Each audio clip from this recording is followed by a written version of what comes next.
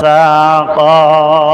আল্লাহ পাক রব্বুল আলামিন বলেন, যখন তারা জাহান্নামে থাকা শুরু করবে, জাহান্নামে থাকতে থাকতে যখন তাদের পিপাসা শুরু হয়ে যাবে, যখন তারা পানি চাবে, আল্লাহ পাক রব্বুল আলামিন তখন তাদেরকে ইল্লা হামিমান ওয়া গাসসাকা, জাহান্নামের মধ্যে যারা অবস্থান করবেন সেই সমস্ত জাহান্নামীদের ফোঁড়া থেকে নির্গত নোংরা পুঁজ এবং রক্ত, এগুলোকে আল্লাহ পাক রব্বুল আলামিন জাহান্নামের সেই কালো আগুনে উত্তপ্ত করে গরম করে তাদেরকে খাওয়াতে দিবেন।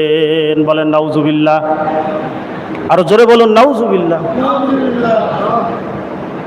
শুধু এতটুকুই নয়, আল্লাহ পাক রব্বুল আলামিন বলতেছেন জাযাআও ওয়িফাকা, আল্লাহ পাক রব্বুল আলামিন তাদেরকে যে শাস্তি হিসেবে জাহান্নামীদের পুঁজ এমনকি নোংরা পানি উত্তপ্ত করে খাওয়াবেন, এটাই হলো তাদের জন্য